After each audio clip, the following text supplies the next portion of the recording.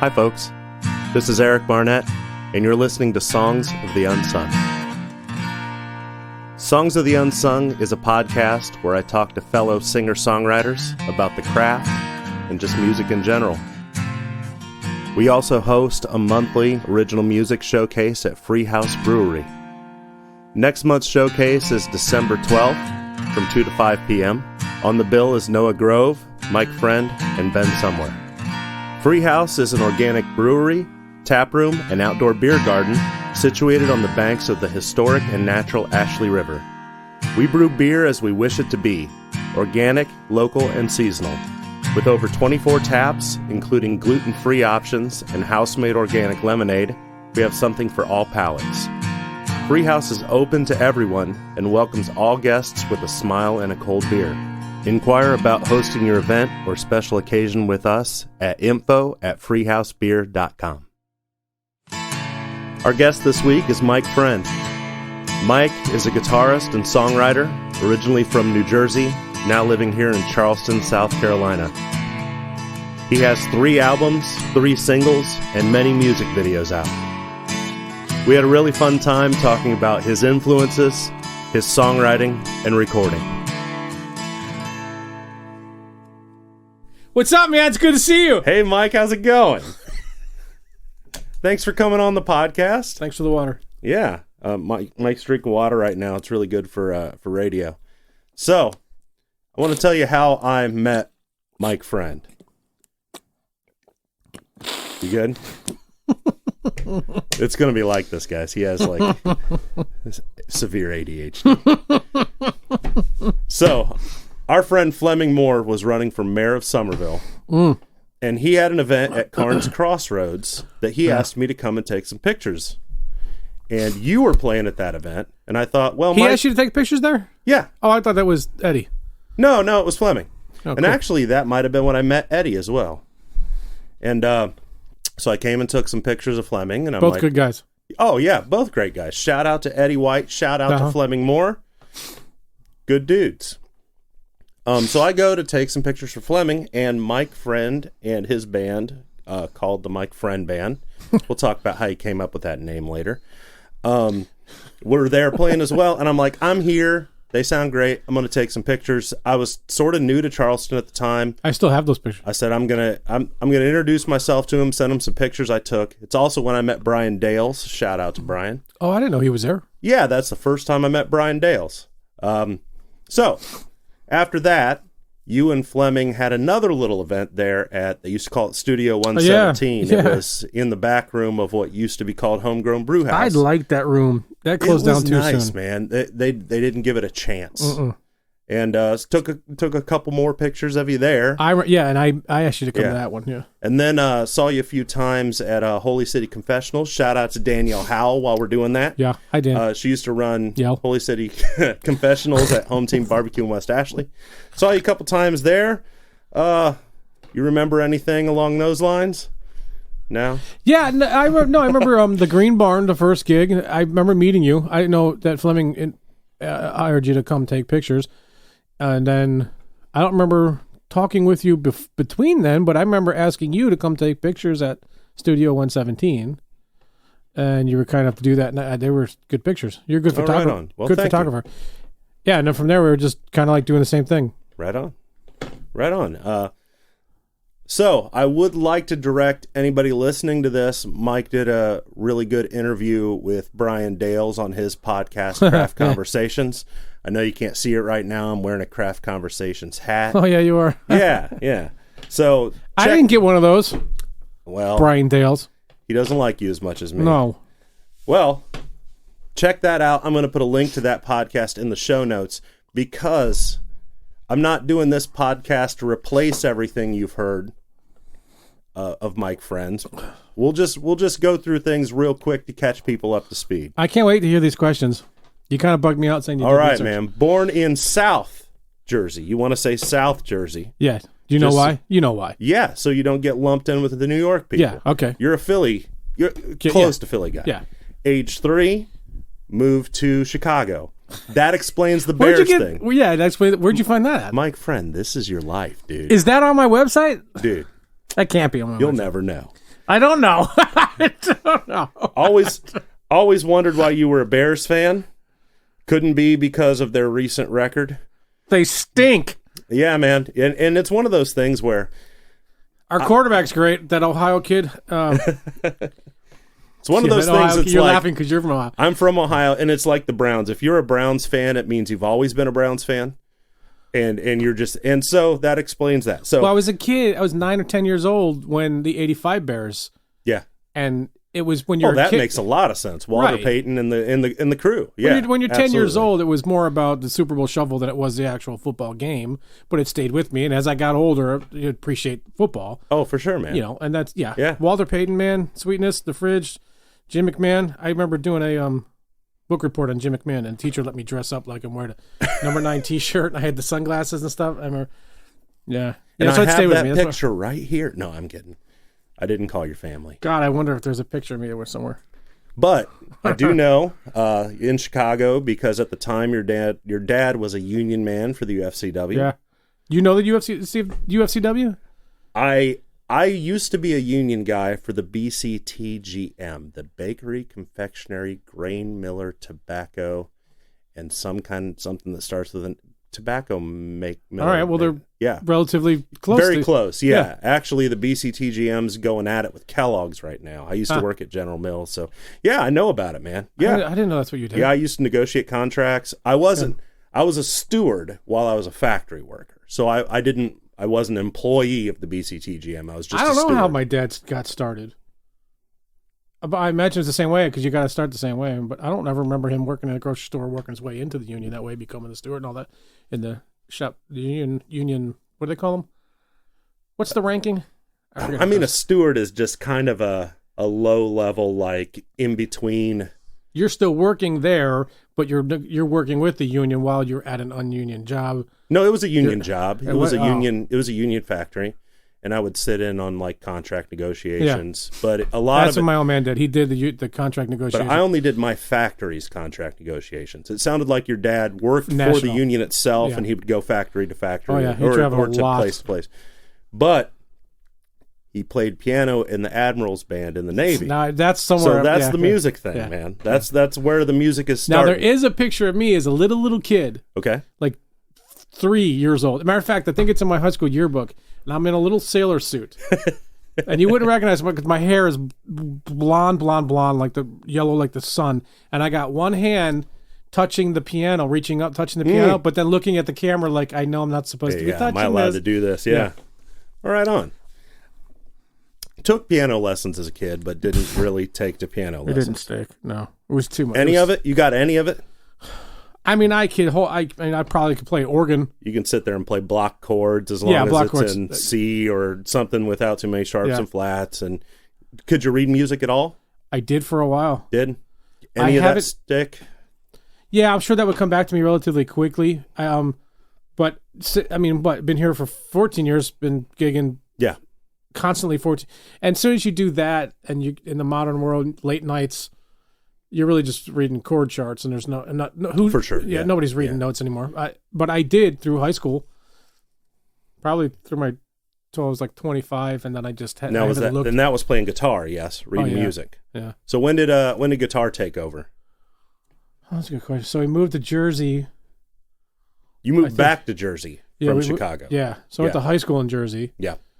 Well, I went to middle school in Jersey too. So what are you in middle school? 15. I think I probably got my first guitar at like 14. It was a piece of junk. My parents didn't think I was going to stick with it. And I remember being embarrassed because I had friends come over. They were better. They could play better than I could too. And they make fun of me like this no-name brand guitar. And I was like, ugh. Well, how do they play now? So that's right. Right. See, yeah, they're not even playing it right Right. now. And, yeah. I mean, the trick to guitar is you kind of want to learn on a terrible one, because then when you get handed a good one, it's like butter. Yeah. That's like the acoustic. I played through the years learning. I played more on the acoustic guitar than I did the electrics.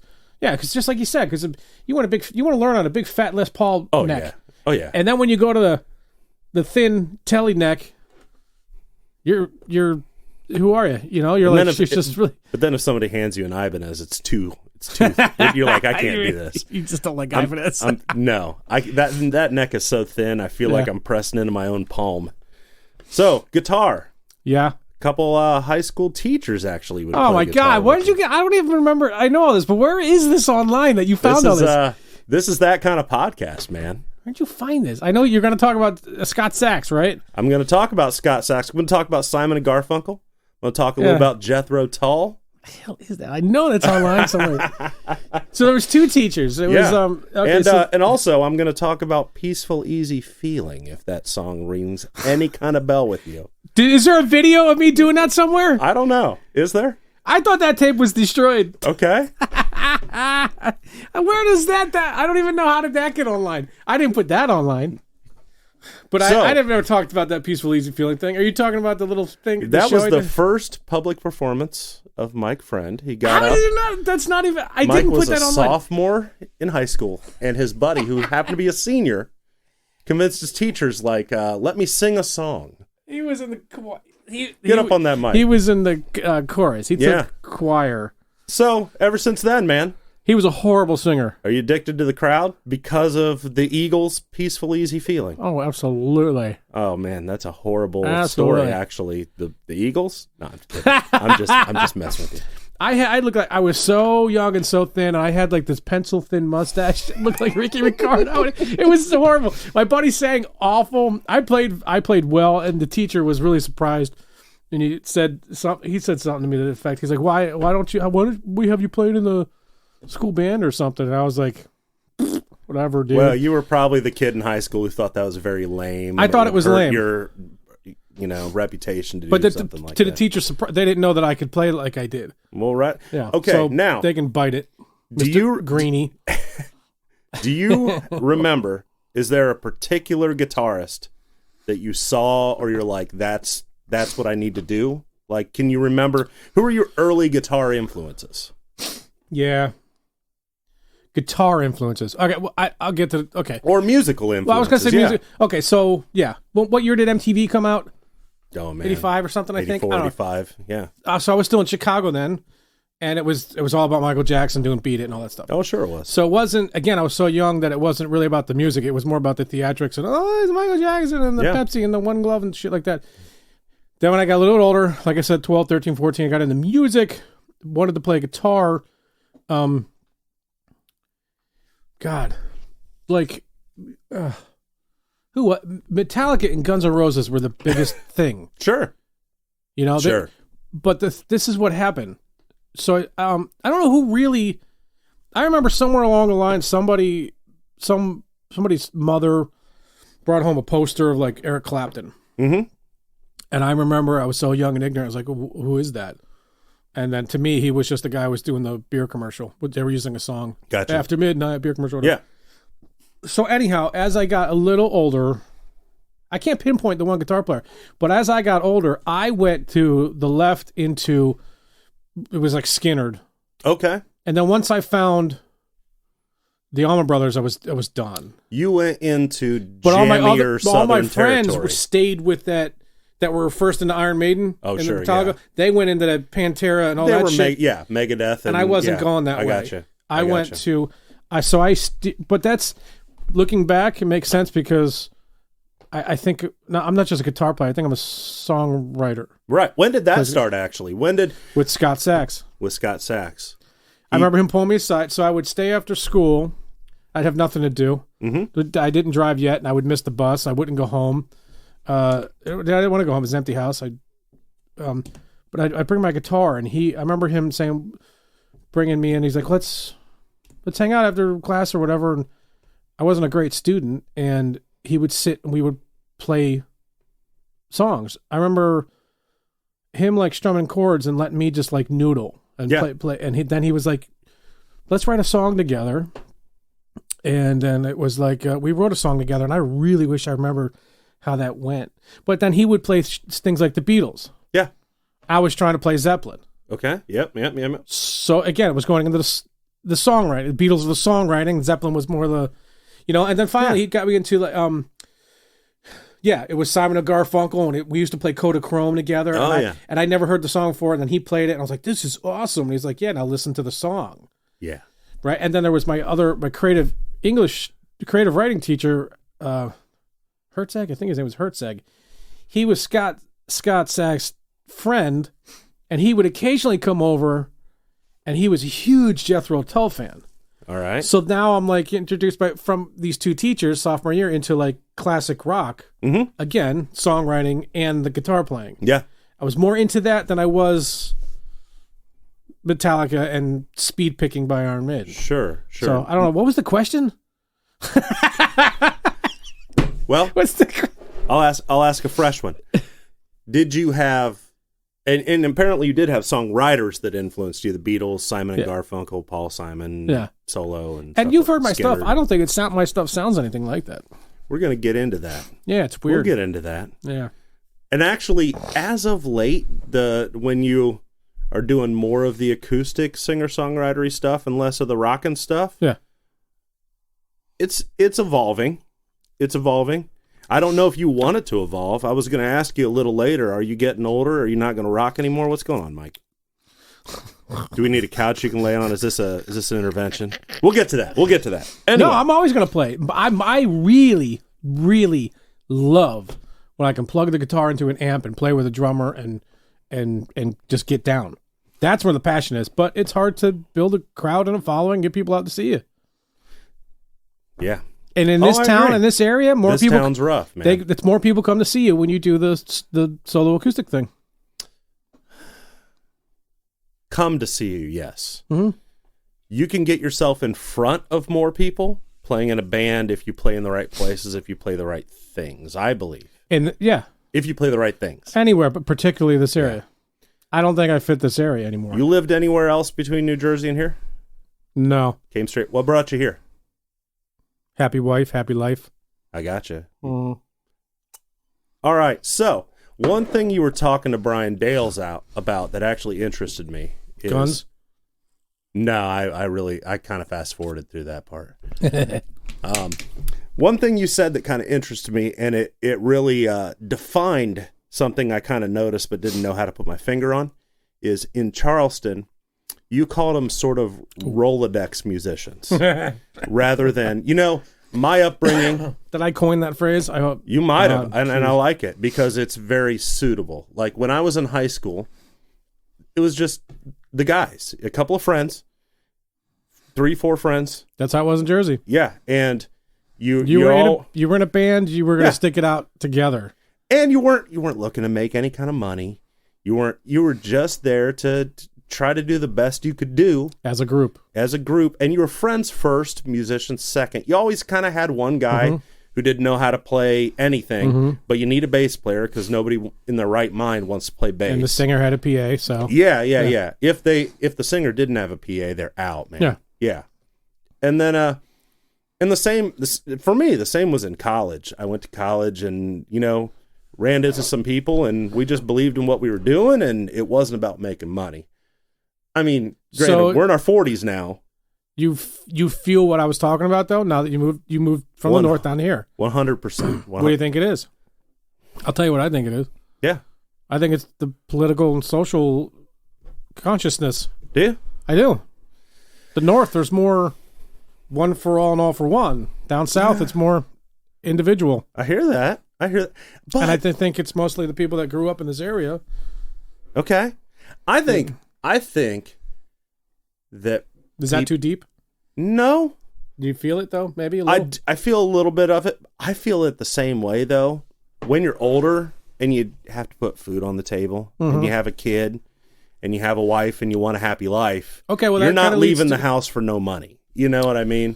And the average median income in this area is low. Right. So everybody's doing it and cost of living is high. Cost of living is high. So it becomes an economical thing at some point. And, your wife's not going to let you leave the house with the guitar and come back broke every single time. My wife? Yeah, she would. Well, my wife too, but we're outliers, We married the right people. But here, and I'll get to this too when we start talking about your records. That's part of the reason I've never tried to put together a band. Because I cannot do a thing where we don't rehearse I don't do covers that everyone knows in a way everyone knows them. It's not like you can show up and we try to match the record on XYZ. Well, there are people in this area that get that.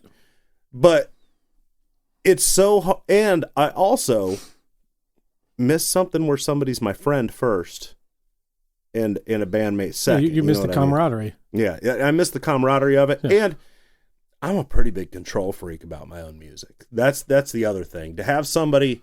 Yeah, I kind of remember that playing with the band up north. It was like who wrote what song was kind of in control of that song. And don't you kind of just want people behind what you're doing, not feeling like they're there to collect a paycheck and everything? So yeah, you want Can somebody else share my events other than me, who's not getting paid? You're lucky just to get them to show up when they say they will. Yeah, not you, but I mean just in general. So that's a little bit of a gripe. We'll see. We'll see what the future holds for that. So, when you first moved here, did you try to put together a band or gig immediately, or was it something where you, yeah, like right off the rip? Yep, immediately, right away. So I needed some kind of work like right away, and I remember I went to for a very short time. I think it was like a summer. Took a job at Pods. Okay, delivering those giant pods. Yeah, and then as soon as I made friends. The first person I did anything with, you met the other day at the video shoot. Yeah, your buddy, the singer. Yeah, who wouldn't shut up about his politics. Okay. Yeah. He knows. I've known him a long time. I don't care about his politics. But yeah, no, so he and I did a duo thing because he's got a really good voice, actually. He's got a big range. Mm-hmm. And I was doing the guitar stuff, playing the acoustic guitars, and I wasn't using him. We were friends, but he knew where to go, and I didn't because I was still... It was year one. I didn't know what clubs were what clubs and where anything was. So he got us a lot of gigs, and through that, I met a lot of people and got a lot of phone numbers. And then he and I had a falling out, and then I was making more friends. Thank you. And then, and then I tried to I put a band together, made more friends. Bandmates changed constantly. Now, but all during that, I was doing the solo acoustic thing. But he was the singer, and you were the guitar player. Yeah. Was it that way back in Jersey too? No. Or were you singing? Were you writing songs back in Jersey? And I was writing songs back. Doing your own songs.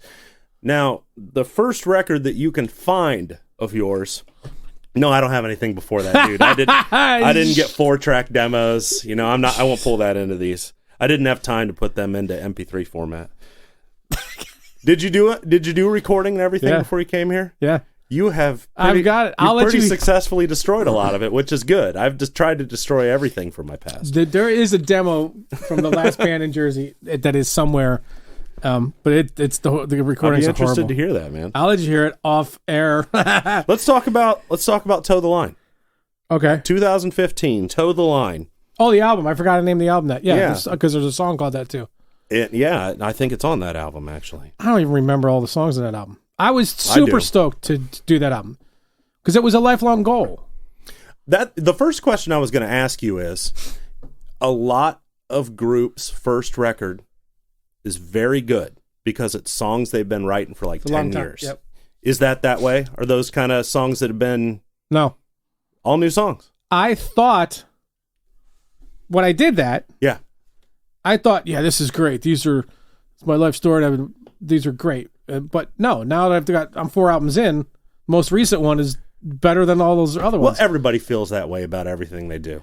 There are a few filler songs on that album, though, that were just songs to just finish an album. Listen, man, I'm going to tell you something. That album's a banger, dude. I was listening to that for research of this podcast. Remind me what songs are on it. I will in a second. Well, let me ask you a few questions about it first, okay. if you could. Yeah. Where'd you record it?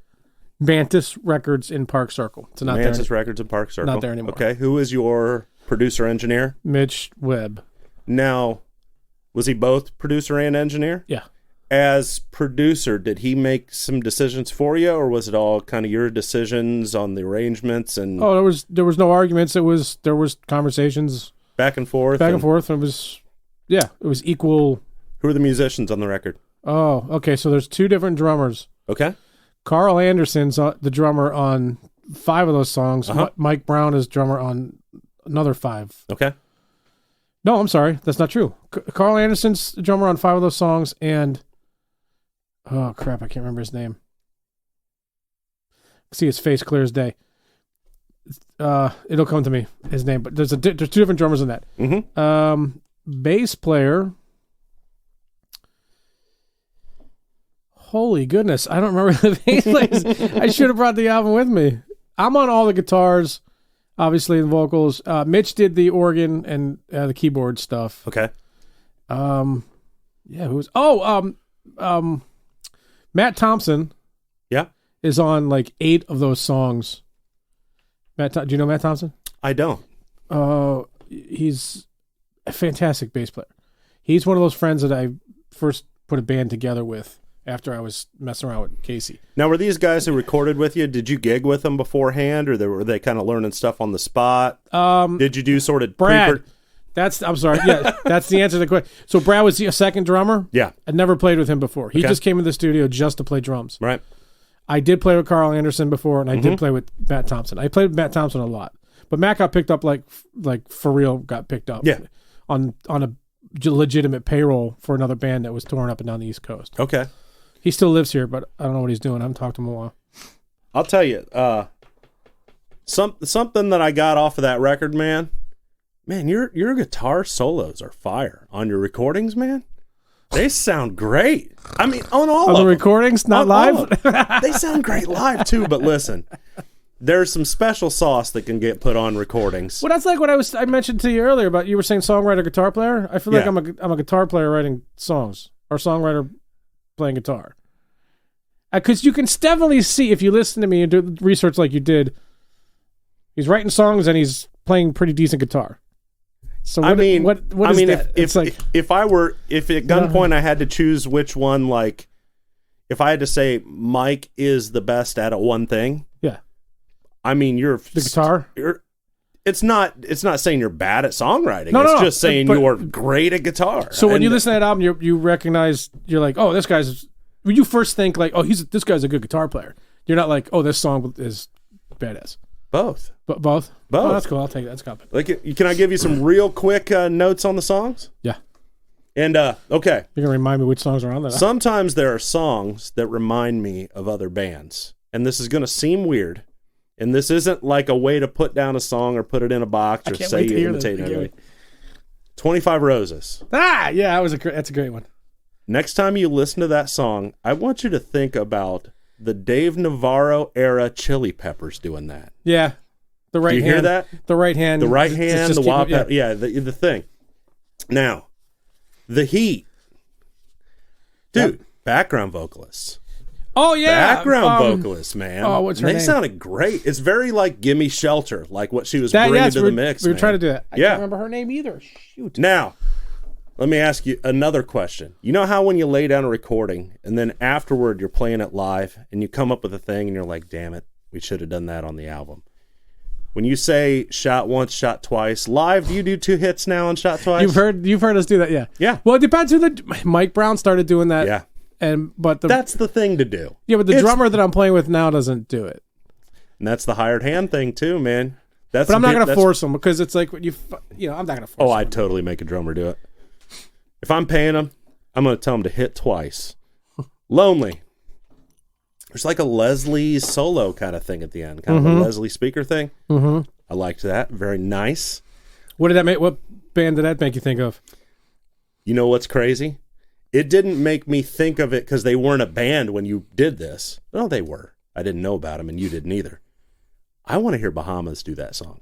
Oh, let's send it to them. Let's see it. Somebody once told me wish you would, they dude. thought that had a Hall & Oates feel. Okay. But I don't hear that vocally, but I hear it because of the Leslie. Toe the Line. Do you know what I hear on Toe the Line? That's my first song that I wrote that I recorded here on that album. Right on. Yeah. It's the title track. Yeah. Toe the Line. Here's what I heard. Crash Test Dummies. Really? Next time you listen to that, it's because it's acoustic driven. Yeah. Drums sound really tight.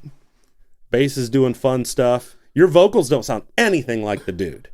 But the way the song is structured, kind of the melodies of it. Hair's on Fire. Another one. That song. Here's another one that background vocals. It's just I'd never heard your stuff with background vocals because I see you live and. Well, I never have anybody who could sing backup with for me. But here's my question. The new bass player does. Here's my question: is there ever a point in time where you think, man, if only I wouldn't completely go dead broke and have to come all out of my pocket? If I could ever do like a real deal Holyfield tour and pay background singers, we could do this. Yeah. Yeah, and that's what I'm thinking. Here's another thing I was thinking just in regards to all your records, all the rock records, that is. Mm-hmm. I want to see you guys in an amphitheater. Yeah. Like a Tedeschi Trucks. No, but it's like a Warren Haynes thing. I want to see you in an amphitheater. You're more like and you're not necessarily a jam band, but that's we walk a that vibe. line. You know what I'm saying? We walk that line. Like if you were less. We did fall for Greenville in an amphitheater a couple of years ago. Yeah, it just felt so good and so natural. And then during COVID, we did the Pack, but to an empty room. That felt so good and so natural too. No, we're big. There is. Yeah, it's big stuff. It's not stuff, and it's not stuff. It's stuff that has to hit some air before it bounces back to you. Yeah, and playing in a small club, playing in a dive bar. Yeah, that's like a punk band's place. Yeah, I hear you. What choice do I have? No, I'm just saying like that's what I hear this in context. That's the bummer though. Now, what's your favorite song off that record? Oh, read them to me again. So there's Don't Count Me Out, 25 Roses, 25 Roses, The Heat, Lonely, Toe the Line, Hairs on Fire, Empty Box. Is it Lonely? No, The Heat, because we still do The Heat. Yeah, you still do Lonely. We still do Lonely. So I would say Heat and Lonely. Okay. Yeah. I've heard you do Toe the Line solo. I'll do Toe the Line solo. Yeah. It kind of makes better sense that way, I feel. Okay, you made that record. You did physical copies, I'm assuming? I did. How'd it do? Okay. Yeah. Now, did you try to get anything behind it? I was learning then. Publicist and the whole thing, and I was learning then. Yeah, I reached out. No, I spent my own money. I didn't hire a publicist, but I reached out to like Relics magazine and got a small write up. Reached out to the City Paper, got a small write up, like reviews and stuff. You know. Yeah. It's something where. And I didn't know how to get it on Spotify then. Okay. Although some of those songs are on other people's playlists. Mm-hmm. But yeah, no, I was trying to figure it out then. Did you get good reviews on it at least? Catch any? I had a couple write-ups from out-of-state people, just nice. Independent people, independent podcasts. What would you give that album as if you had to give it a grade in school? As far as like how well it did or like how proud of it I am? How proud of it you are. Oh, A+. Like that, because awesome. that was a bucket list thing. Making albums is a bucket list thing for me. Oh, I'd imagine it is, man. And that was the first full finished, completely. I wrote it all, paid all the. Dude, it's still a banger. Your second record, sophomore effort, and now you know. First question I got about that. Mm-hmm. Was that the title track going into the record, or did that become the title track because of how well that turned out as a recording? The latter. That's what I thought. Yeah, it was. Yeah. Oh boy, is that great? So that song we caught lightning in a bottle, and that was Mike Brown on drums. I have right here that I can hear that you guys were excited when you did it. Yeah. Another thing I have on this, you know what I hear in that song? What? Stevie Wonder. Yeah. I hear Superstition vibes. Yeah. Who played bass on that? Matt Thompson. Matt Thompson's a monster, dude. Yeah, he's fantastic. He's player. a monster. Okay, let's talk about personnel on And Now You Know, your second album. Where did you record it firsthand? Back to Mantis Records, and because if it works, don't fix it. If it ain't broke, don't fix it. Yep. It was Mitch Webb. I had a great relationship with him. I still have a great relationship with him. I still go see him now. He moved up to North Carolina. So Mike Brown is on drums. Matt Thompson's on bass for half of those songs. Mm-hmm. Mark Slice is on bass for some of those songs. Keyboard on And Now You Know is Noah. You're doing kind of a clavinet sort of thing. Yeah. Yeah, I like it. That funky. It drives it, man. The yeah. thing. Yeah. I forget Noah's last name. Whatever. So he's on that, and then there's a couple other tunes that were Mitch just did the the organ parts. But yeah, and now you know we still play that one out live. I remember when I wrote that riff. You've been to my house. I've got a room in the house where I can just set up and play. I got like 2 rooms. Uh-huh. But the one room I don't normally set up and play is like the living room where the TV is and everything. And, because the wife, she likes that room to be hers. And that one afternoon I brought the amp into that room, and the pedal board, I forget why, picked up the guitar, and I just played that riff. Right on. And I remember grabbing the phone, and I recorded that little riff so I wouldn't forget it. And I think maybe 2 weeks later, I finished the song. Mm-hmm. And then introduced it to the bands and to the band members and to Mitch, and then we took it in and did it. Man, it turned out great. It's crazy how some come that quick and others take 6 months to write, right? Oh, yeah. It's ridiculous. Oh, yeah. Wait, great song. Yeah. Okay, you don't really want to know. I thought it was interesting. It's you don't really want to know, and now you know. I think you're in the video for that. What? I don't think I am. You weren't there when we shot it? I don't think so, no. At Burns Alley? Nope. Oh. But I'm feeling some reggae in there. Totally. Yeah. That's the Charleston influence. And once again, the bass on that, banger. I can't name 2 reggae artists. The only reggae artist I know is Bob Marley. So these songs that have that little reggae influence. Peter Tosh. See, it didn't even come to mind. But that's the Charleston influence from living here. Yeah, like white boy reggae. Yeah. Oh, I hate that stuff. It's fine. It's just fine. Let me say something. Shed My Skin. Tell me the guy who is your recording engineer mixer again. Mitch Webb. You need to tell Mitch Webb that at 3 minutes, 12 seconds, when there's a little feedback and he pans it in the headphones because he thought it was a nice little trick. I heard that. I appreciated that. As somebody who mixes records, you sit there and you do just these little minute things and you do it for yourself. And you're like, I like this. There a lot of really nice feedback in there. Did you do a take of feedback on that? Do you remember? Yes. See? Yeah, and we did it with the telly that I sold. Uh-huh. And it was man, I'm picking apart your records, dude. This is your life. PV Classic 50, it's mine, which he has in his studio now. Yeah, that was those feedback noises are overdubs. Yeah. The song was basically done, but I was like... Yeah, you always do a wild take on a song. That's something I've noticed. You sit there and you do a wild take, and you just use it or you don't. I'm a kitchen sink kind of guy. Yeah. You can always leave it out, man. Yeah. Mute it, put it down in the background. The only way that would happen is if I was sitting in the same room with the amp. Yeah. And it was just loud making noises. That Classic 50, is that a...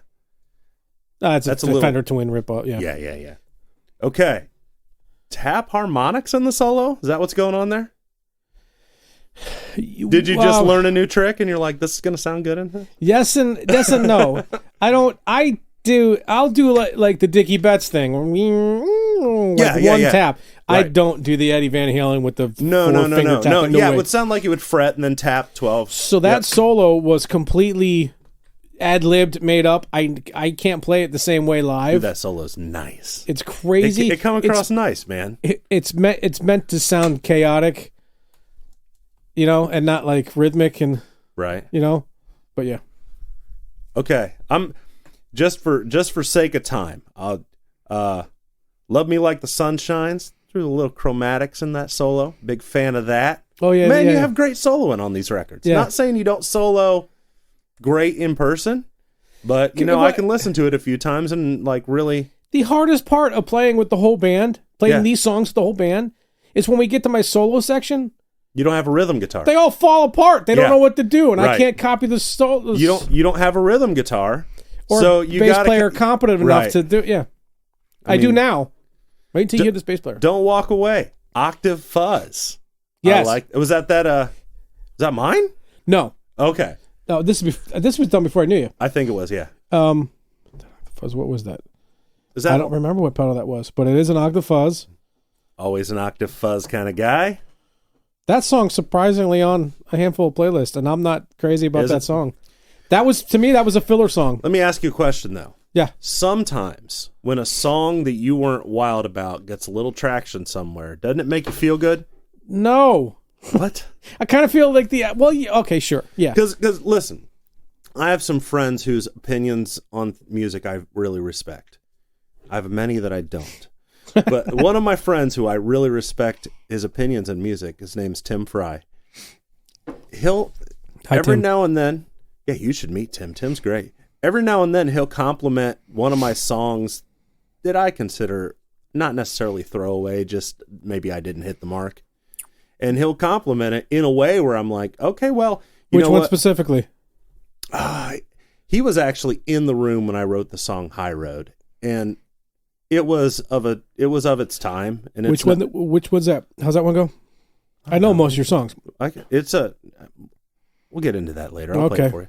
But it's something where he said, I really like that one, and this is why. And I'm just like, if Tim thinks it, he's correct. So But how do you feel about that song? I'm better if Tim likes it. Yeah. Really? No, really. Like I don't. I get what you're saying. Yeah, you're validated. Like, okay, that I'm glad somebody likes it, and I put a here's song the out. thing, man. Every person will try to say like, "Oh, I don't do it for the validation." Man, we are artists. Validation is our gasoline. I'm not doing it for the fame, but yes, No, I no. do like the Attaboy. Attaboy, Especially like when the it's somebody song, you it respect. moved me. Yeah, Yeah, it's when somebody you respect their opinion comes up and is like, "I like this particular thing," and you can tell they listened and became who engaged with it. that person really is for me. To Me? know, no, well, yeah. Well, sure. No, Sure, not but at all. the first person, Yeah, usually Jen. I'll bring Nice. home like the mixes before they go on an album. And like, what do you think of this one? She'll be like, thumbs up or thumbs down, and I tend to follow that. that's good. Everybody needs that person, man. She's the first one to hear all of it. Does she hit you with the brutal honesty? Yeah, Good. totally. And it's Awesome. usually about my voice. Second record. What's your favorite track? I mean, it's And gotta Now be You a Know. Now You Know. Oh yeah. What's your second favorite track? That one's obvious. Shed my skin. And you still play that one, both Still listen. solo and with Well, that the one's band. my Yeah. most. I'm most proud of that one because lyric wise and mood wise, Yeah. Oh. captured everything I wanted to say. Are there points in time 'Cause- where you're like, that's just a song that the lyrics exist because there have to be lyrics, and then every now and then you're like, Kind okay, of. I did it in that when I told a story or what have you. Yeah, kind of like a Now You Know. It's really just kind of like I couldn't elaborate on Now You Know. I'm really just kind of saying those are simple rock words. Yeah. But Yeah. Shed My Skin was a bit more singer songwriter. I was trying to tell a story. I got you, man. Yeah. So yeah, totally. So how did grade that record? What's your grade? I think it was better than Toe the Line. What did I grade Toe the Line? You gave it an A+. Oh, I did. Did you get bonus points on this one? A+ with like a little sticker on top or something? All right. The first album was a B, and Now You Know is an A. Okay. Yeah. All right. How did it do? Sell copies? Get any traction? Get good press? That got some press. I mean, it's still, Target doesn't have a hold of my stuff, but online, yeah. So I forget how many. I think I ordered like 500 CDs, and because it was my second album, that's when suddenly people I didn't remember from high school found me on social media. Were like, "Oh Yeah. my God, send me, send me." I didn't know you do this. Like, really? Well, you're doing Really? so great. Can we get a copy of the album? Right. I think there was 100, maybe 120 CDs that I signed and sent out Nice. to these people. Nice. And then locally, I think it's probably sold another 50. Yeah. Ask me how my record did. Record. Turn around and look in the bottom left-hand corner of that closet and tell me if you recognize the size of those boxes. Yeah. Yeah. Well, that's how it is. That's how it goes, Yeah. huh? You get a price break when you buy 1,000. Let's talk about, you had a single in there. What Would I Do Without You was a single. Well, yeah, was You that did a video for it, and Yeah, that was after the album. it was after the album. Yeah. 2018. It's written for your daughter. That caught a lot of attention. For me at this level, that caught a lot of attention. Yeah. That's when a couple oh my God. Maybe I don't know if I remember if I told you or not. So my Spanish teacher, she was a woman. Mm-hmm. Not going to get into her story, but her daughter died in a car wreck. Her daughter was pregnant. Her daughter's husband was a cop who was on the scene when she died. Anyhow, my Spanish teacher, who took a liking to me too, but she didn't stay after school with me to write songs. Sure. But she was aware of what I was doing. Uh-huh. Reached out to me and sent me a long letter, a long message on Facebook or Instagram. I think it's Facebook, tell me how moved that she was by this, and she told me her story. So proud of me, and she couldn't believe it. Yeah, and I was like, awesome. Yeah, it was like Awesome, really man. crazy. And again, more and more people from up North Jersey that knew me once reached out. So that went real far, and I don't even remember how many likes and views it had on Facebook. I don't have that in my notes, if you were wondering. No, but that video caught a lot. And do you know Butch? I forget Butch's last name too. He's one of us, plays around town, does mostly covers though. No. That morning that video came out, I get a text message on my phone when I wake up, and a text message from him, and he goes, "You jerk! It's not even 6 o'clock, and you made me cry." Because he's got daughters too. Oh yeah, awesome, man. Now let me ask you this though: your daughter is how old right now? 16. Is she embarrassed by the existence of this song? No. Or no, good. But she doesn't care about it. I mean, she's so into Harry Styles and there's gonna be a day you're probably gonna be dead that she's gonna be like, my dad. How many people wrote a song about you? I imagine on her wedding day, I'm gonna end up singing that song. Oh, that'd be cool. That'd be so cool. Now you're making. No, I'm not crying. I'm just pretending. In Between Volume 1. Well, here's my theory. You want to hear my theory? Yeah. I had a theory. What would I do without you? What's your grade? Oh, that's an A+. I think that's the most heartfelt melody, lyric, and message of any song I've ever written. There you go. Yeah, that's an A+. In Between Volume 1. Here's my theory. Hit me with it, because you're probably right. You couldn't get together with the band during COVID. You wanted to record something a little stopgap because you had a little extra time on your hands, and you're like, I got to put something out. So you're right on the money. But this was before COVID, because the band was breaking up, and Okay. I wasn't dealing with that shit. Okay, yeah. So but you're right, because that gets me too, and I'm sure that it gets you. The band members will come and go, and sometimes some of the band members have that attitude, like, well, good luck trying to continue on without me. The thing, though, here's my is- middle finger to you. I just did put out a solo album. I mean, You know what I mean? the thing is that it's the Mike Friend Band. It's your songs. You wrote the songs. You're singing the songs. You're playing the leads on the songs. Okay? I mean, you're the only person that can truly take your ball and go home out of that I arrangement. know. That's the point. And I'm paying And I'm everybody not- else as I go along. I'm not It's trying like- to say every person is replaceable, but it's not like you were the Dingleberries and you co-wrote everything as this band, and it was, And I'm not a dictator, but usually I am, man. I'm not. I'll be like, I'm not. Because That's how everything you I have ever. a band and I don't. Well, yeah. I'm not. I don't even know what I'm trying to say. You got to know every song I've ever written, I've taken into the studio. Yeah. Ends up different than the way I started it, Sure. but for the better.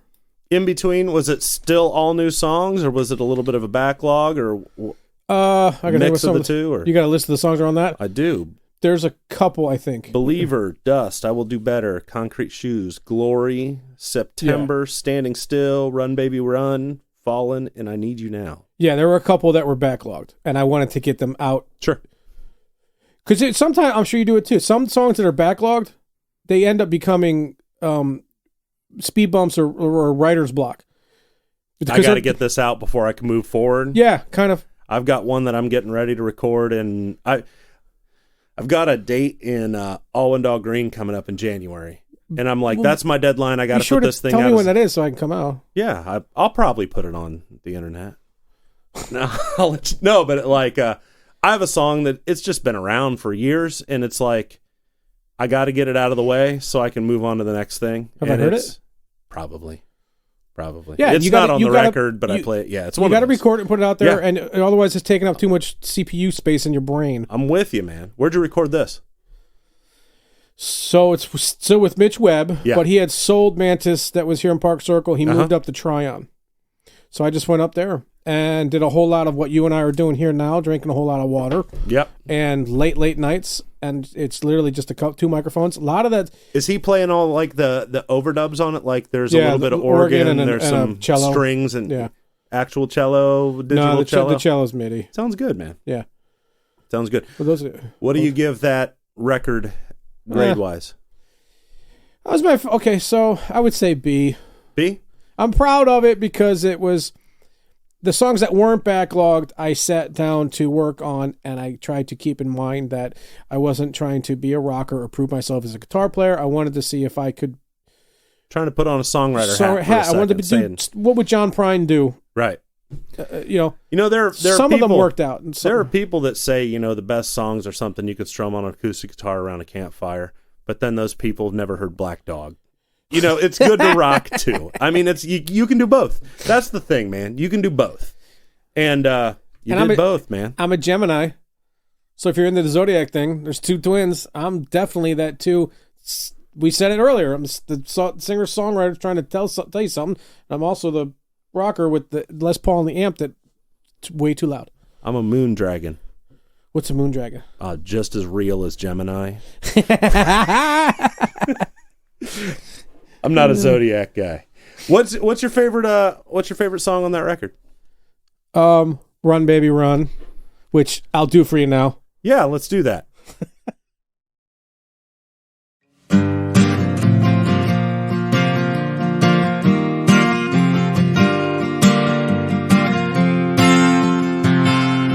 Baby, let's run. Run, baby, run, baby, baby, run. Baby, let's run. Run, baby, run, baby, run. Run, baby, run, baby, baby, run. I paid my dues, so have you. Leave this place right now, we'll start over new. This ain't the neighborhood it once was. It lost that charm that I once loved. There's nothing left in this town for me and you, and I know you feel it too. So let's make a new start. This backwards thinking town ain't got no heart. Oh baby, let's run. Run, baby, run, baby, run. Run, baby, run, baby, baby, run. Now we've had some fun here. Baby, I'm done with here. Nothing left in this town, and you know I'm right. So grab a hold of me and don't let go. We can leave it if you just say so. Everything will be alright. We can leave tonight. Let the people of this town talk. Let them point their fingers. 'Cause little barking dogs never take big bites. So baby, let's run. Run, baby, run, baby, baby, run. Baby, let's run. Run, baby, run, baby, run. Run, baby, run, baby, baby, run. Baby, let's run.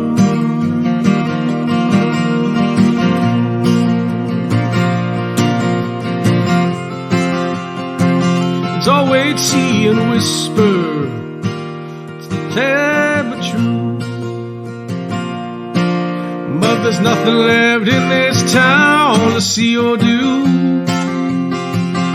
So baby, let's run. Run, baby, run, baby, baby, run.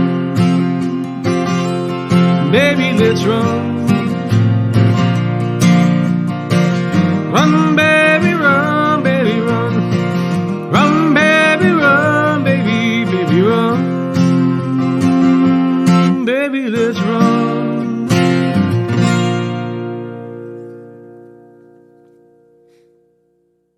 Very nice, man. I like that. Now, do you do that with the band at all? Yeah, no, we haven't done it yet, but we will, because that song on that album is is totally unplugged. Yeah. I re-recorded it, and I'm going to put it out as a single. Okay. Full drums, and matter of fact, it's done.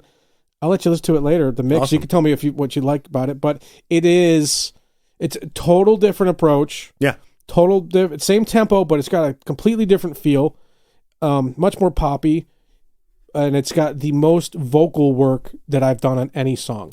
You know what? I heard you playing it to your buddy on your cell phone. I heard a lot of really good background vocals going on. I did a lot of it. That's kind of out of my wheelhouse, but I wanted to see what I could do. When's that coming out? It's not done. Okay. So I've got rough mixes, and I haven't agreed on which mix I like yet. I gotcha. I hope before the year's over, though. Excellent. Let me ask you one more question about that record. September, your instrumental. Yeah. What tuning are you in for that? Oh, good. Open D. Open D. Do you have any other songs in Open D that you've written at all? Yeah. Burn It Down on the And Now You Know album, and also Breathe, which I will now do for you again. That sounds good, man. Let's hear it.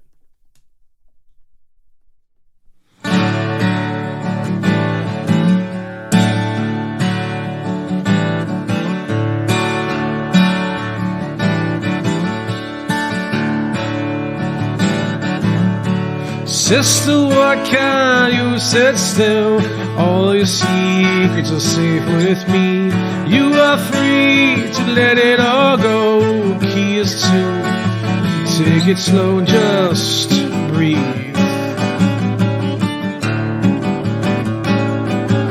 Just breathe.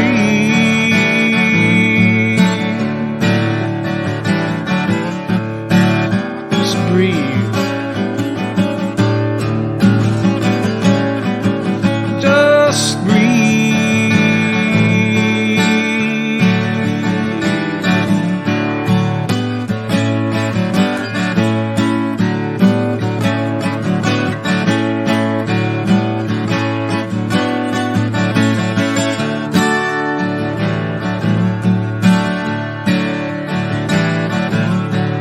No one has to ever know what you see or where you roam. Share it if you feel the need.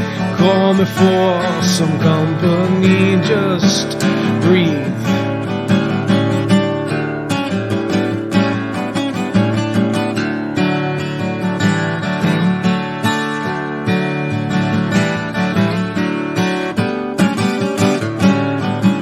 Breathe. Let me just breathe.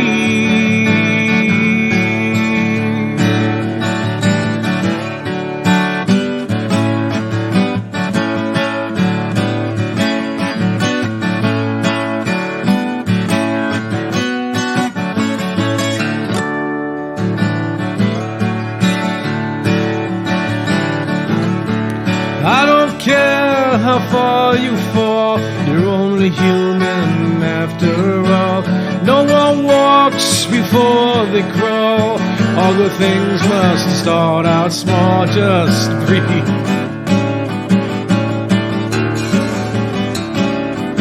Just breathe.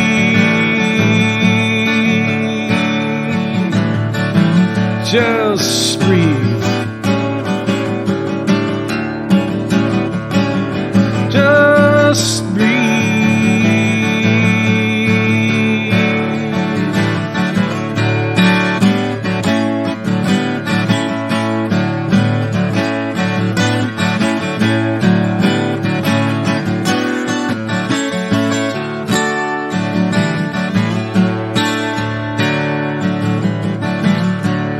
Sister, why can't you sit still? Your secrets are safe with me.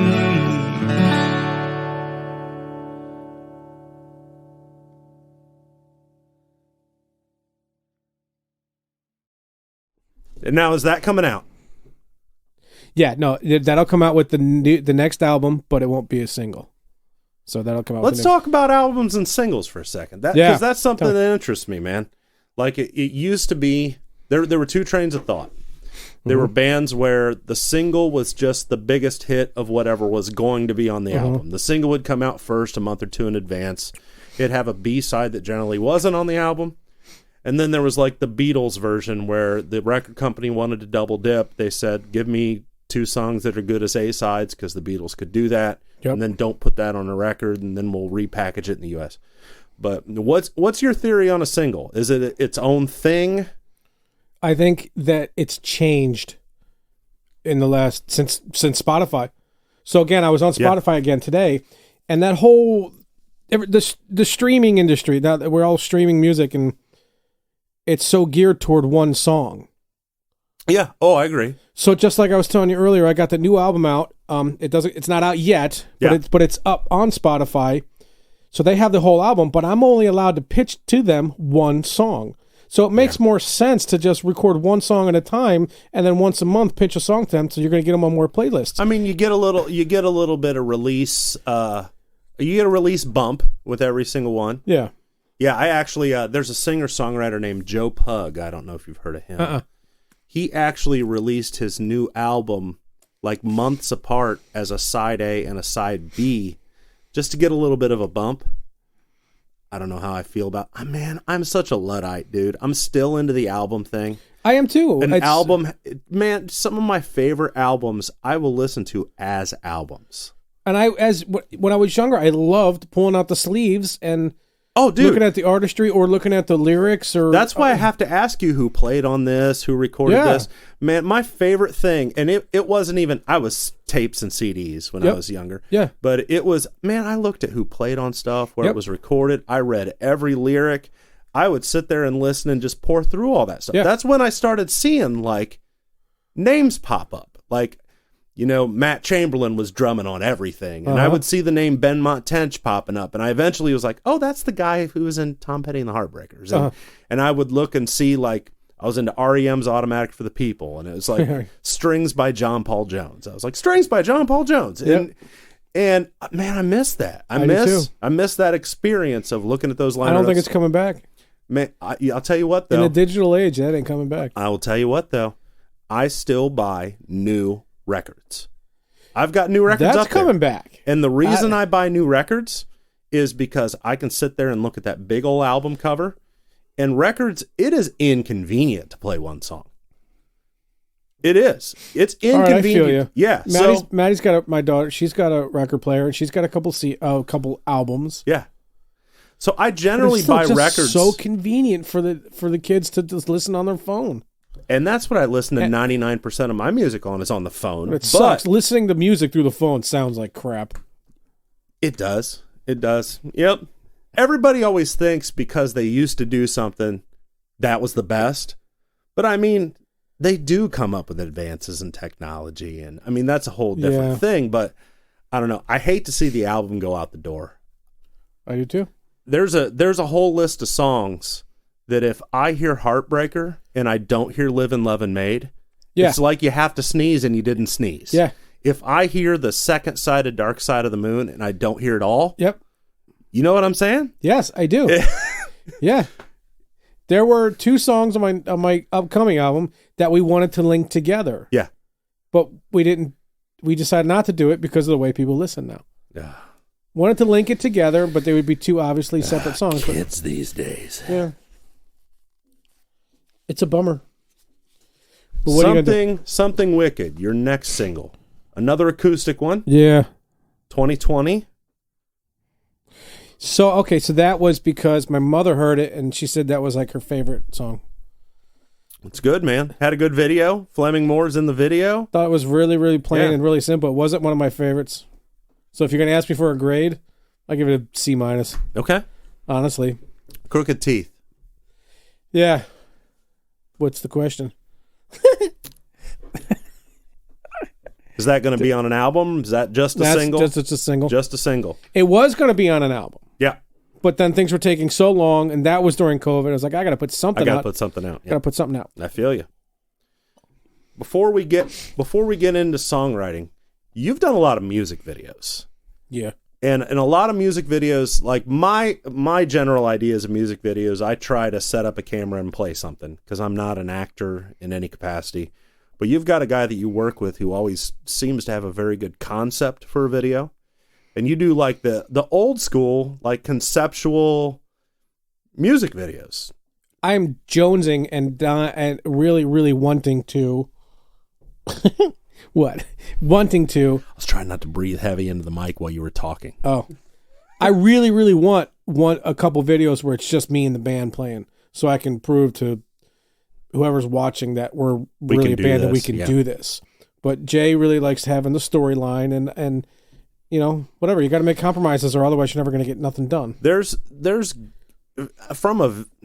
and I'm no videographer. I just learned how to do it because I'm cheap and I shoot my own things. But from a videographer's perspective, it is nice to only have to bring one camera. It's nice to not have to record the music on the spot as well. Yeah. I find that really, really hard, though, to do the lip syncing thing. Yeah. It's really hard. Yeah. I would imagine. Well, you've got a video coming out that I was actually in, even though you don't see me in. And Mike had a lot of trouble not laughing, actually. You know what that means, though? You can be in the next video because you're not seen in this video. Oh, well, I don't need to be seen.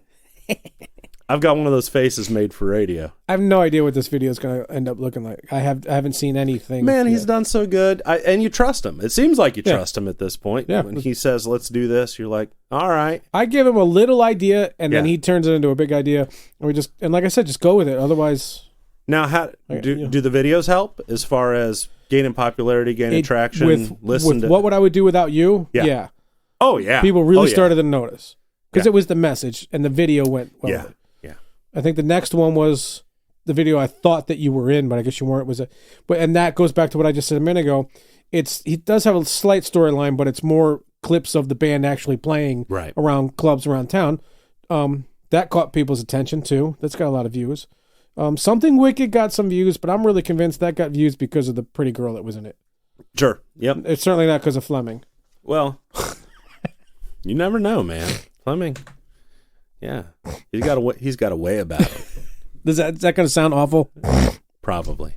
I'll probably cut that out. It's your cats. Let's talk about your songwriting. Okay. It's a process. Yeah. Do you set down to write a song? Yeah. Like you're clocking in. Yeah. I'm guilty. I haven't done it lately because I got some other things going on. Yeah. But yes, I will sit. Well, first of all, I'm lucky that my lifestyle, and how I live, and our lifestyle, my wife, myself, and Maddie, allows me certain times and certain days to actually sit down and go at it. That's not to say that, I still wake up on occasion at 2 a.m, 3 a.m. Oh, inspiration's gonna hit you. Boom. But when I gotta write it down. Yeah, when inspiration's not hitting you over the head, do you specifically sit down? You need the house empty? I need the house empty. I do. At first, I want the house empty so that I could walk around and have crazy Einstein hair. You want to say too much all coffee. the dumb ideas while nobody's here to see them and sort and sift through. Yeah, I'm with. Now, is it an acoustic guitar? Is it an electric guitar? Almost 80% of the time, it's the acoustic guitar. Probably just from like a noise perspective and an ease of picking it up. I would surmise. Yeah. Notepad. Tablet or computer. Do you demo stuff right away so you don't forget? Demo licks and ideas. Melodies. Yeah. Now, do you carry over lyrics? Do you have like a file or a folder you keep? And yes. Now that's what, again, back to what I was saying, like I'll wake up in the middle of the night and go, oh, that's a good line. I have no idea where it comes. So there are puzzle pieces of lyric lines. And then when I sit down to put something together, I'll sift through some of those lines. Reach into the bag. I gotcha. Yeah. But I will, if the songs come and starts with guitar first, my phone, there's a file of just 30 audio seconds recordings. of the I gotcha. And like when you're sitting down and you've got nothing and you just want to sit down, do you go back through that and just see if anything strikes your fancy? Or I'll usually wait a half hour. Yeah. And if just sit there and try first. Yeah, I gotcha. And if nothing's coming, I'll do two things. I'll sift through some of my notes, look for something, or some of the audio files. Yeah. And if still nothing, I go have a cup of coffee. You go walk around and clear the air and cleanse your palate. I hate to admit it, the caffeine kind of helps. I'm way into the coffee, and I love to admit it. Now, you said a lot of the time you write a song, by the time you get in a studio, it kind of undergoes a change. Most of the time. When you're sitting there write a song, do you hear an arrangement in your head? You're like, this is what the drums could play, this is what the bass could play, this is what I hear. I do. How often does that get realized to that extent? So with the band, I'll put together a demo at home. Okay. So I send them, here's my motif. And usually the drums on that are just a drum loop. Okay. And I'll tell the drummer, this is tempo, this is kick pattern. What are you recording that on, like a little keyboard or? Well, so it's Cubase at home, and then I have Okay. the The pads. the pads, Gotcha. and I'll Yep. try to put something together. And Yep. after I get that together, I can move the MIDI notes around, Right. and just for like two Make loops. it be in time and all that good stuff. Yeah. Yeah.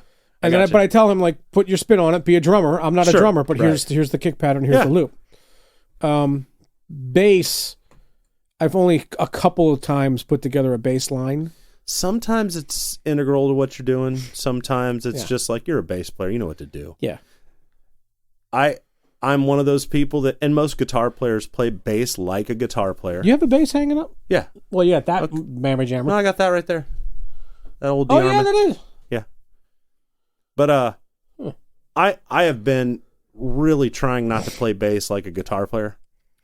There are things that bass players do where they lock in with that kick and they know when they can follow a vocal and they know when there's a little syncopation in But there. I think that all depends on the song. It does, absolutely. So if you're gonna just lock in on the kick, depends on the song. It does. If you want to move around and be a little Chili Pepper-esque, depends on the song. It has to fit though. Yeah. I mean, I've been in bands where I had a bass player before all you want to do is slap. It's Yeah. just that didn't last long. No. But and the other thing about Everything has its place. it all has to serve the song. The We song are is all the thing. in service to the song, Yep. in my opinion. And that's another of my issues with the Rolodex. How do you know how to serve the song if we haven't sat here and rehearsed it and worked through every possible incarnation of it? I'm probably going to get, I don't know, somebody's going to slap me the next time I walk through one of the clubs or something for saying this, but when you pick up the Rolodex players, they all overplay because they're not in service to the song. They're in service to themselves. Sometimes I think they view it from the perspective of this is my chance to get seen and hired. You know what Sure. I'm saying? And who's to blame? I mean, Spotlight's on me. Yeah. We're all spotlight hogs, I guess. But I'm lucky Yeah. right now. The lineup I got right now, everybody seems to know we can only one person can solo at a time. yeah. Oh yeah. But that's not the way it is. around Like my dream is to find a drummer whose favorite drummer's Ringo. here. You know what I Yeah, mean? yeah. Like they're not trying to be Neil Peart. I want to find a drummer that brings I have a drum set behind me for those of you who don't know. I want to find a drummer who doesn't bring a kit bigger than that. Now when you're writing songs, do you ever, once it's started or maybe even before, think about a particular musician or songwriter or influence and you're like, I'm going to channel so and so today? Yeah. Yeah. First thing comes to mind was Run Baby Run. Uh-huh. When I did that, I was thinking Chris Stapleton. Okay. I don't Yeah. know if you hear it or not, but yeah. Right on. When I did Shed My Skin, I was thinking Bruce Springsteen. Okay. I was thinking 90s. Oh, gotcha, 90s gotcha. Springsteen. Gotcha. Is there a song, and we might have already brought it up, is there a song of yours that you consider to be the pinnacle of your songwriting? Yeah, I feel like Shed My Skin. Okay. Right on. Is there a song that's not yours that you look at and you go, oh, that guy did it? That's that right there, that song that Oh, guy that's a tough wrote. question. Nothing immediately comes to mind, but yeah, I hear. Yeah, I mean, do you hear every now and then I'll hear a song, and a good example is, Allison by Elvis Costello. yeah. I hear that song and I'm like, dude, it was like 1:45 seconds and you did it. Like you didn't overstay your welcome. Yeah. I don't want to hear anyone cover that song. Yeah. Put that song on a pedestal and leave it be. Yeah. Off the top of your head, is there anything And I like can't think that of it off where- the top of my head, but there are songs that hit me like that. Oh yeah. I don't want to keep referencing the Almonds because that's the only thing fresh on my mind. But yeah, there are things that I hear that I think you can't do that any better than that. Right. Yeah. Who's coming to Jackson Brown's coming to town. He's got a couple songs that are like that. It's like, Oh yeah. I mean, come on, Stay. Yeah. He did it. I know that's a longer one, Yeah. but you did it. I don't want to hear anybody else ever do that. Right. You did the thing. It's fantastic. It's been done. Yeah. Yeah. If I had to tell me your 5 favorite songwriters right now, who's the first 5 people you think of? Or bands count. Well, it's crap. I immediately thought of Greg Allman. Whatever. Well, then Greg Allman. Yeah, Greg Allman. Yep. But again, you and I did that radio show a couple months ago. When you think of Greg Allman, you don't think of him as a songwriter. Like, he is a songwriter, but you think of Greg Allman, you think of the Allman Brothers Band, all that But he stuff. wrote songs. But his songs were great. I mean, Back to Jackson Brown. I think Jackson Brown's a fantastic songwriter. He was on Austin City Limits last weekend, and I taped it so I could watch it. Right on. I love everything that guy sings. Everything he writes, everything he does. Oh, man. Yeah. Kenny Loggins. I love Kenny Loggins. Okay. Yeah. Yeah. But these are examples that don't sound anything like my music. But here's the thing. My music sounds, my full band album sound more like ZZ Top than they do any of these people I just referenced. Do my songs sound anything like Tom Waits? No. Not Okay. a bit. Tom Waits, fantastic. I mean, you don't Love have Tom to Waits. include him, but I'm Well, just sure. saying. Springsteen. Springsteen. Yeah. Yeah. I don't know my stuff. Again, I don't know if it sounds like him, but I think about Springsteen a lot. Yeah. You know? Of course, diehard Springsteen fans think of his early, young Springsteen. To me, I didn't know Springsteen until I was in high school, and that was, 89, 90. Yeah. So that sticks with me, and that's, Something that strikes The me. Dead, Jerry Garcia. And, Okay. yeah. Actually, The Dead a lot. The way Okay. I wish I could write my singer-songwriter stuff more lyrically like they do. They told excellent folk stories. Like Ripple. All of it. Man. Yeah. I need to learn Ripple. I get, The Dead is one of those where, like, Little Feat. Oh, crap, man. They were good, too. so many people talk about the long extended jams of the Dead, and that interests me absolutely zero. Sure. Well, that's big. That's the drug-induced, the alcohol-induced. It's the ones where the fans turn you off of the band. It's, you know what I'm saying? I've been to many of the shows. Yeah. But no, you're right. What got me was the songwriting. I was like, I can't think of it off the top of my head, but listen to what he's saying. It's like, Yeah. I love Candyman. Okay. Look out, Right on. the Candyman. That's it. I'm glad you said that. You know why?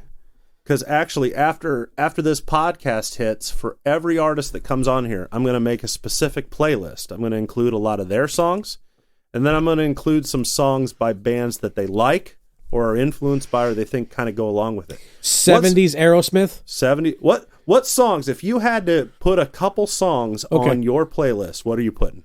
Okay, so Or here's a good question: when you look up yourself on Spotify and you see similar artists, who do you want to see down there? the similar artists that are down there right now are all like weird European people. I don't Exactly. Who do you want to see down there? Oh, Or in songs too. What are songs? Black you think? Rose. You know what? I actually wrote with your second record. I wrote on like some of these. The background vocals really made it sound kind of Black Crowsy. Yeah. More your first record. First record. Yeah. Yeah, I like to hear the Black Crowes. Floyd. I love Anders Osborne. Okay. I love his message too because he's clean and sober, and that's crossed over into his music and stuff.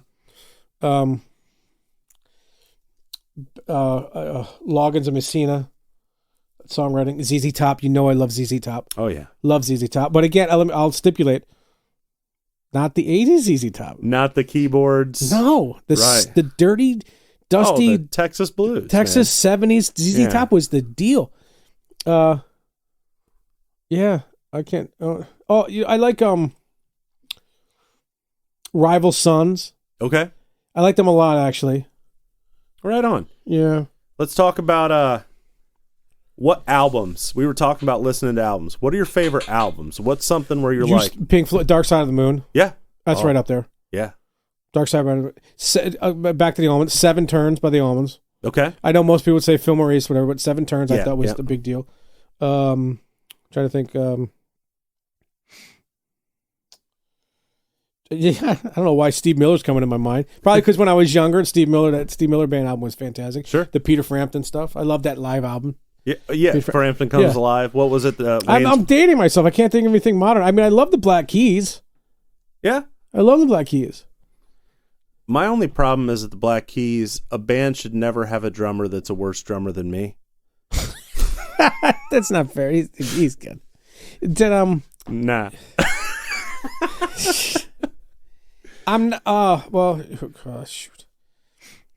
Who else can I think of? I don't know. I need a list in front of me. This is why I still have set lists in front of me, because I can't think of the songs I'm about to play. Now, do you do lyrics in front of you? For cover gigs, yeah. For the solo gigs, I try really hard not to. For the cover gigs, I mean, how many covers do you have under your belt? 120. For real? And you remember the words to all of them? Yeah, I don't take an iPad. Yeah, I got. But it's not covers people care about. It's covers I like. You know me. Yeah, but I don't entertain people.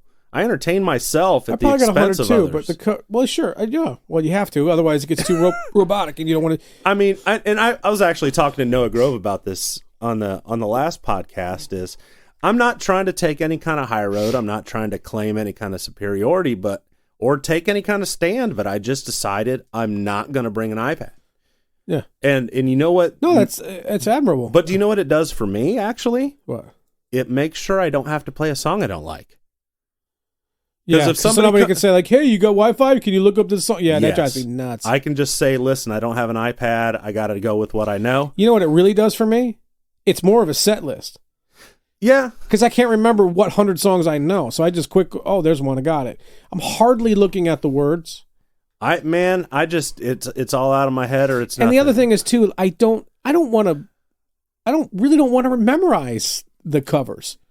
Yeah, it's a fun little game for me. I don't know. I don't want to memorize the covers. I've come to the point where, in a perfect world, I would never play covers again, until you want to, until like you have a band together and you're like, we're having a good time. The gold liquid is flowing. Let's just jam on something for a second. You know what I mean? I feel you there. I mean, Charles, I talked to Noah about this yesterday because Noah's he's a full-time musician, and man, if you want to get paid in Charleston, you got to do covers. Play covers. If you want to get paid, you got to do both. And if you want to get paid well, yeah, you bring an iPad and you play, country roads for people. And I'm sick of the Charleston top 10. That's why I keep a job. Yeah, I'm not a full-time musician. I mean, maybe I get looked down upon from full-time musicians because they're like, well, that guy, he hasn't committed, or please, or that guy, he's the one who's taking less money for gigs and ruined it for us. Oh, please. Let's talk for a second about the Free House show. Yeah, give me Songs of the Unsung. It's an idea. I actually took the name from my buddy Matt Bauman. He used to run a kind of a curated original open mic in Cincinnati that he called Songs of the Unsung. What's up, Matt? He's not running that open mic anymore, so I asked him if I could steal the name, and he agreed. But I've long had this idea of a podcast where I interview songwriters and fellow friends, and then a place that they can kind of go play live in sort of a storyteller, stripped down sort of setting where people actually come to hear the original music and they want to hear the story behind it. So the first 3 podcasts, Noah was the first one, you're the second, and a fellow goes by the name of Ben Somewhere is going to be on the third podcast. So on December 12th, it's a Sunday from 2 to 5, it's going to be Noah Grove, Mike Friend, and Ben Somewhere. They're each going to be playing their own songs. They're going to be telling stories. I really want to convince people to come out and see what they have to offer, because this is going to be a monthly thing. Free House has agreed to host everybody. That's fantastic. Yeah, I have the first 4 months booked. And fantastic. Leading up to every showcase, there's going to be a podcast with every musician that's going to be on that showcase. Question. Yeah. Will you be filming it? Like for video? Yes. I was playing up there. So, sweet. The 3 weeks following the showcase, there's going to be videos hitting YouTube of you guys doing it up there while the next podcasts hit too. So there's going to be a Instagram. I'm going to go up and be taking pictures. Very nice. Really, what we're trying to do is build a thing from the ground up. Free House Brewing, you don't know a whole lot about it because they're a little off the beaten path. They just invested a whole bunch of money into building up a really nice porch out there. And Is it changed? I haven't been there in a while. It's great. Wait till you see it. You know the website? I did a read earlier in the podcast where I told them about it. Oh, you did? Okay. And actually, everything's going to be in the podcast notes as well. All of Mike's social media links to all of his music. We're going to have it all in there. So, yeah. I got another question. Yeah. What's your favorite free house beer? Oh, my favorite free house beer, bar none. You can't get it in the store. It's only available on tap there. It's called Frosty Boy. Oh boy, it's like a high proof lager, and it does the job. All right. Yeah. Try Frosty Boy. If you got to go to the store and get free house, and you're not going to go to the brewery, man. You know what I like about free house? Yeah. The view. It's beautiful. Yeah. So this is something they agreed to do. It's something I'm trying to build up because I want it to become a thing, man. Will there be a food truck or anything? Yes. Sweet. Do you know who it is or no? Or you'll find out eventually? I've been told who it is, and I forget right now. But yeah, it's going to... good. So, actually, the first podcast is going to drop next week. Yours is going to drop the week after. And when the first podcast drops, everything else drops too. Songs of the Unsung Facebook, Instagram, website, and a Facebook event invite for the December 12th event. have you thought about doing live podcasts during the performances? I'm not going to do anything live because here's the thing. You know what I mean? Like the first person plays first set, he can come sit down and do a podcast with you while the second person's playing. I'm going to be shooting video. Oh, that's right. Okay, yeah. So I'm going to be doing video. I'm going to be doing audio. I'm going to be taking pictures. I'm going to be a busy fella. So, nice, Mike. Thank you so much for coming out. Thanks, man. buddy. I know it's my second podcast I've ever hosted. Hit me before I go. I'm going to give Mike a little bit more of this water he's been drinking. Thanks for putting up with my amateurish podcasting skills. Thanks for playing some songs for us. I love it. Check out Mike. All of his links and everything will be in the details. Come out December 12th and see us. Why don't you play a little drums before we leave? Mike, man. Hey, thank you, man. We'll see you next time. Peace. All right. Once again, this is Eric Barnett, and you've been listening to Songs of the Unsung. For more information, go to songsoftheunsung.com. And be sure to subscribe, like, share, do all those good social media clicks. We'll see you again next time. Thank you.